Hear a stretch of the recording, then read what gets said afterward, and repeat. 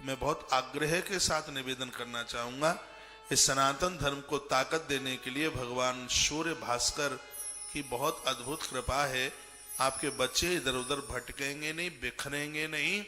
इस कलयुग में भी आप सतयुग जैसा आनंद लाभ प्राप्त कर सकेंगे। अपनी पूजा में भगवान सूर्य को आप जरूर जोड़ लीजिएगा।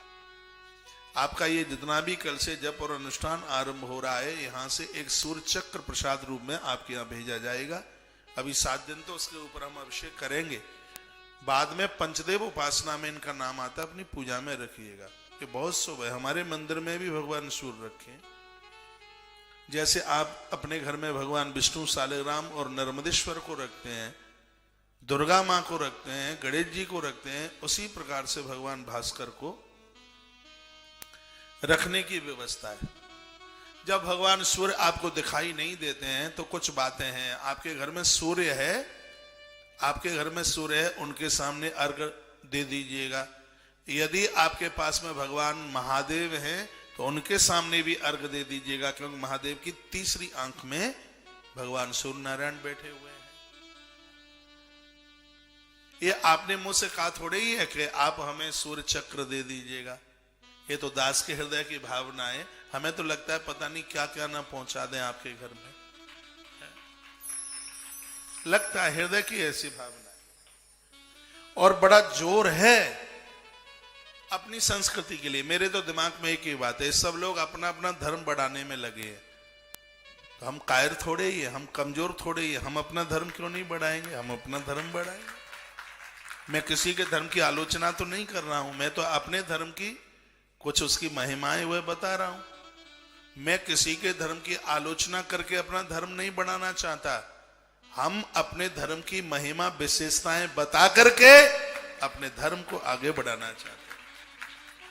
अपना जैसा तो धर्म कहां मिलता, कहां मिलेगा। सूर्य भगवान को अर्घ देते देते अंजनी माता ने हनुमान जैसे पुत्र को प्राप्त कर लिया। राम जी ने युद्ध जीत लिए या सूर्य भगवान की कृपा से। और एक बात और हम आपको बता दें, अर्जुन सूर्य नारायण को जीवन भर अर्घ देते रहे। और सत्य यही है, अर्जुन के प्राण भगवान सूर्य ने बचा लिए थे। सूर्य ने जिस समय अर्जुन ने वह प्रतिज्ञा की थी, सुन लें, 2 मिनट का टाइम है आपके पास है? तो जिस समय अर्जुन ने वो प्रतिज्ञा कर डाली थी अभिमन्यु की मृत्यु पर,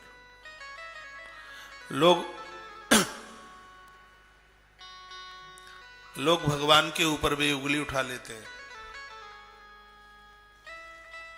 वो कह देते हैं कि जो कृष्ण की शरणागत हो गया है और फिर भी उनके बेटे की मौत हो गई, काय का भगवान है। लोग ऐसी बातें करते हैं। उस दिन जयद्रथ का दिन था। शंकर से वरदान मांग रखा था उसने। जब इसने द्रौपदी का अपमान किया, महाभारत जैसा अद्भुत ग्रंथ हो, जो कथा कहीं नहीं वो महाभारत में, जो महाभारत में नहीं है वो कहीं नहीं है, समझ लीजिएगा। तो महाभारत में वो जयद्रथ ने जब द्रौपदी का हरण किया तो पांडवों ने उसे अपमानित किया। वह उस अपमान को भूल नहीं पाया। इसने भगवान महादेव की बड़ी सघन साधना करी। शंकर इसके ऊपर प्रसन्न हुए, जयद्रथ के ऊपर। ऐसे कहा, बच्चा बोल क्या चाहता है? तो कहा कि मेरा अपमान हुआ है और मैं अर्जुन को अपने हाथों से मारना चाहता हूं। मेरा बहुत बड़ा अपमान हुआ।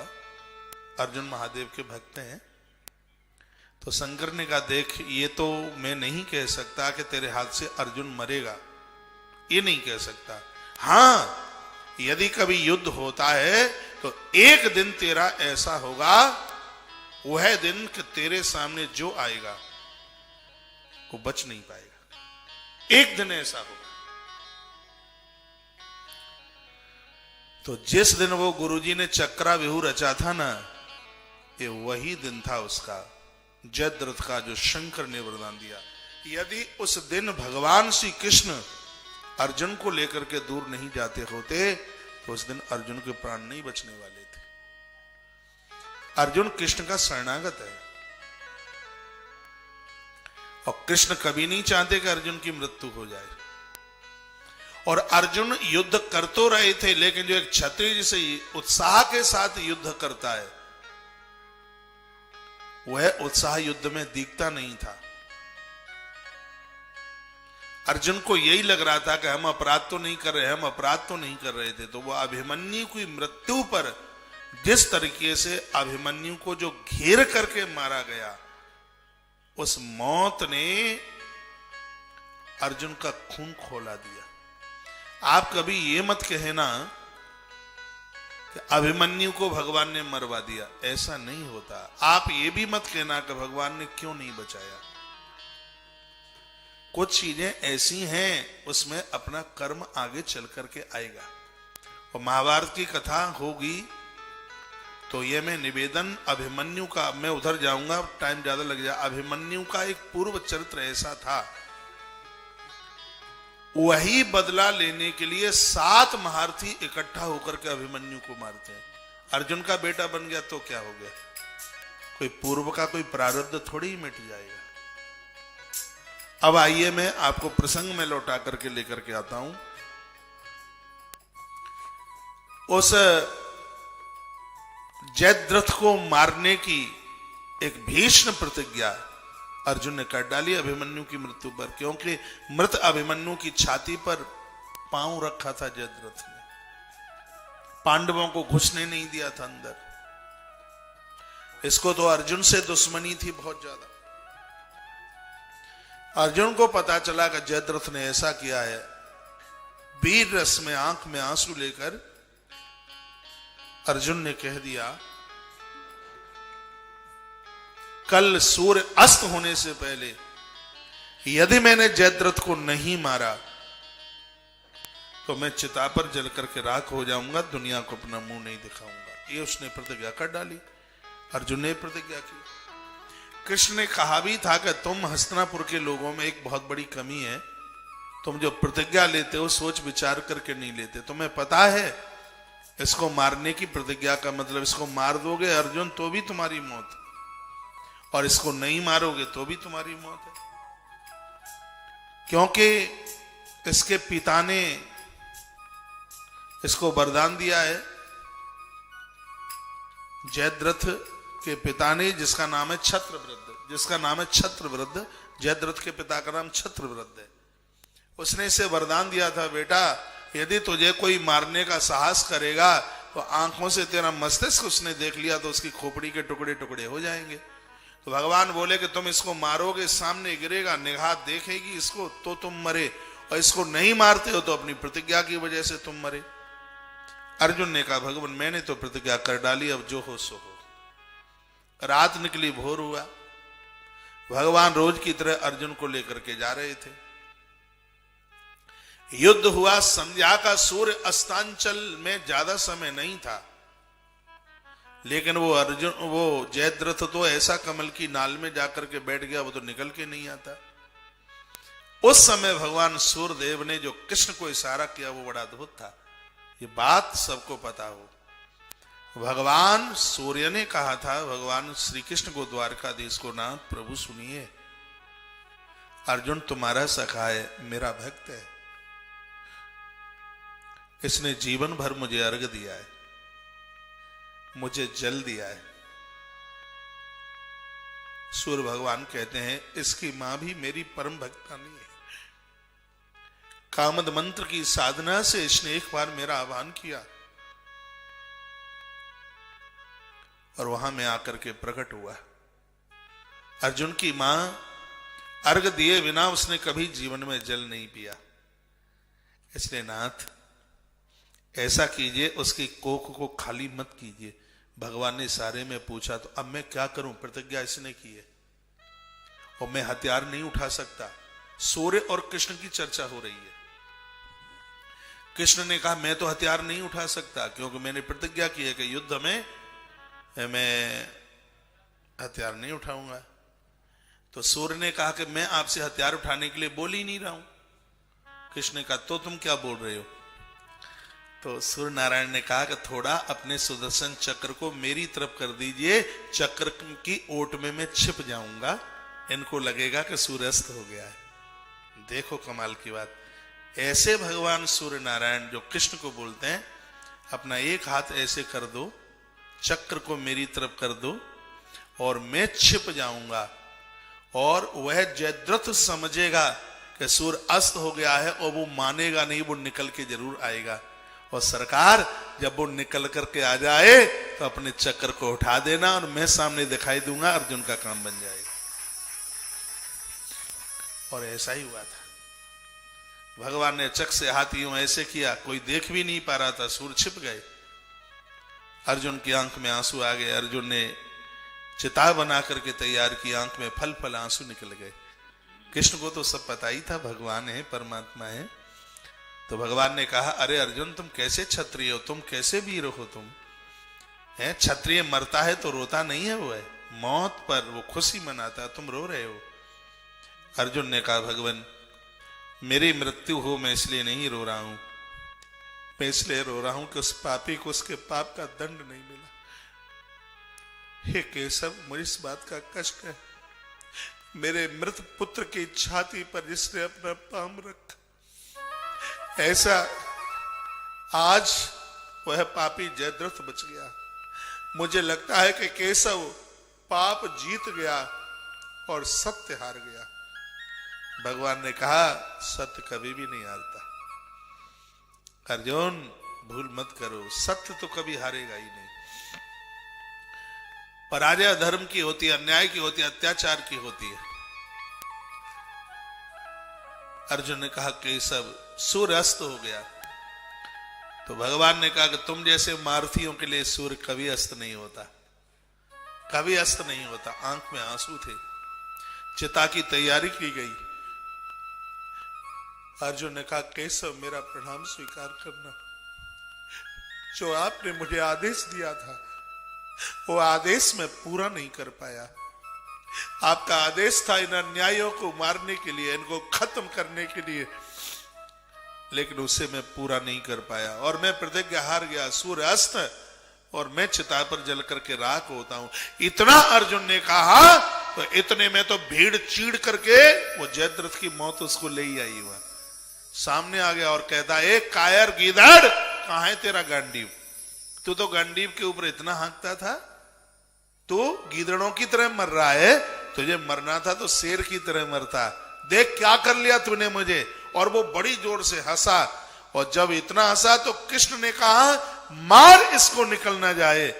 तब अर्जुन ने कहा, भगवान कैसे मारूं, सूर्य अस्त हो चुका है। भगवान ने कहा, अर्जुन तुम जैसे वीरों के लिए सूर्य नारायण कभी अस्त नहीं होते। और कहा, ये जयद्रथ और ये सूर्य, उठा बाण, और ऐसा बाण मारना इसकी गर्दन कट के इसकी बाप की गोद में जाकर के गिरे। भगवान ने चक्र उठाया, भगवान सूर्य मुस्कुराते हुए सामने उदित होकर के मुस्कुरा गए भगवान भास्कर, और ऐसा बाण मारा कि ये जयद्रथ का मस्तक कट के इसके बाप छत्रवृद्ध की गोद में जाके गिरा। जयद्रथ के बाप के मस्तक के टुकड़े टुकड़े हो गए। ये है कृपा भगवान सूर्य नारायण की।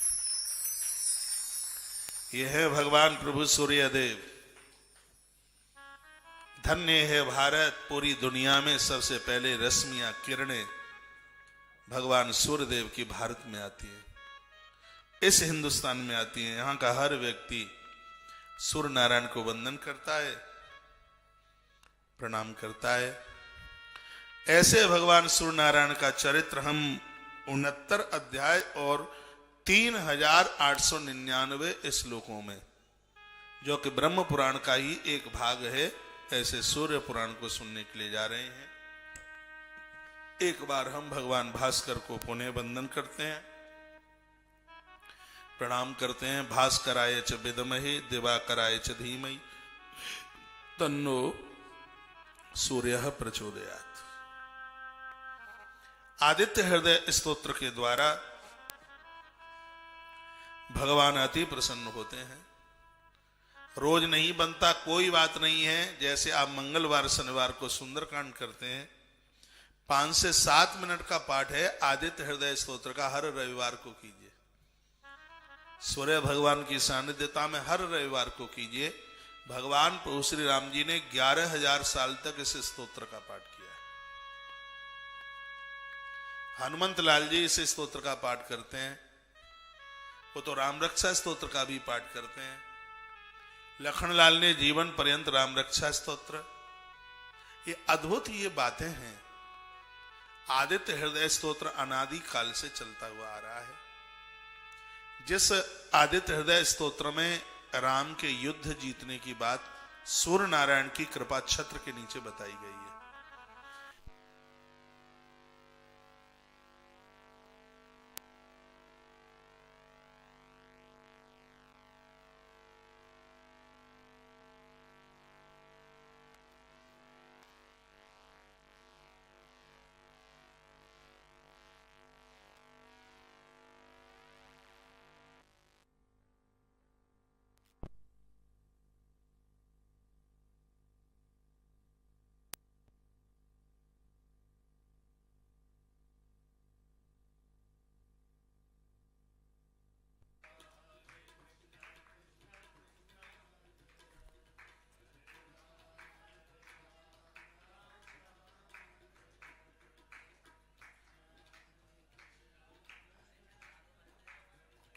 सिरादे बोलिए बांके बिहारी लाल की जय हो। श्री हनुमंत बलवंत महाराज की जय हो। जय जय श्री राधा श्री राधा श्री राधा। आप मान भाव जितने भी खड़े होके आप जा रहे हैं, थोड़ा मेरी तरफ देखोगे। पंगत चालू है, प्रसाद चालू है, आप भोजन लेके ही जाइएगा, नहीं रास्ते में कहीं होटल टटोलना पड़ेगा। प्रसाद लेके जाएं, चालू है पंगत। ऐसे ही है, ठीक सामने मेरी नाक के सामने से रास्ता गया, ऐसे ही निकल जाए। ऐसे ही, ऐसे सीधे जाओ, ऐसे यूं चले जाओ।